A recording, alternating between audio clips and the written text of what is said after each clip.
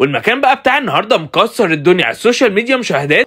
طيب المكان بتاع النهارده عامل ضجه كبيره جدا لدرجه ان دكتور هشام طه جابه بنفسه مخصوص من اسكندريه عشان خاطر يجربه. والمكان دوت اسمه سموزي بارادايس، وعرفت منه كمان ان هم حلمي اخين بدل ما يقعدوا على القهوه لا قال لك نفتح مشروع. بسم الله ما شاء الله عاملين ضجه كبيره جدا، وكانوا عاملين 50% خصم بمناسبه الافتتاح بتاع شبرا. وبما ان بقى كائن ليلي عامل زي الايس كريم بيسيح في الشمس، فانا خفت بصراحه اروح في الشمس كده، ولما لقيت الزحمه دي خفت اكتر فقلت اروح بالليل. لقيت الجو سقع، رحت لابس التيشيرت بتاعي وقلت انزل كده باحترامي. واول حاجه بدات بيها بانكيك بالفواكه والشوكولاته، ودي سعرها 45 جنيه، وانا حاسس ان الكميه قليله شويه على السعر، بس الجوده بتاعتها مظبوطه 100% تستحق. بس البانكيك كان محتاج يستوي شويه من الناحيه الثانيه. ونخش على اللي بعده بقى دوت ساندي شوكولاته وسعره 35 جنيه، والكميه بتاعته قليله جدا لدرجه انه اول ما اداني كنت مفكرها تيست، فبقول له دي تيست حضرتك؟ قال لي لا ده الاوردر بتاعك. قعدت اضحك ان هو كتير جدا، هي كطعم عالميه جدا، بس زي ما انتم شايفين هي دوبك معلقتين، فانت لو كيف ايس كريم زي حالاتي هتعوز 10 منها بصراحه على الاقل. وبما ان بقى كنت لابس الودي بتاعي وكنت رايح بالليل وكان الجو برد، فقلت والله لا انا جايب سموزي بقى. الناس كلها بتحب بقى تاكل او تشرب مثلجات بالصبح او في الشمس في الحر، انا بقى بحب اشربها واكلها بالليل، ليه ما اعرفش. وحابب اقول لكم ان السموزي بطيخ عندهم بصراحه جميل جدا، ودوت سعره 35 جنيه. وفي اخر الفيديو حابب اقول لك انا شايفك يا اللي ما دوستش لايك وما صليتش على النبي، وحابب اقول لكم ان سموزي بارادايس يستحق الضجه دي ويستحق يبقى براند مصري محترم. ساندي فانيليا ساده صح؟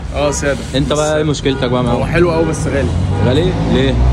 كميه صغيره صح؟ 25 جنيه. طب بالنسبه لك يعني لو ظبطوا السعر يبقى احسن. بصراحه بس هو حلو حبيبي. ما نقدرش نتكلم بس يا جدعان عندي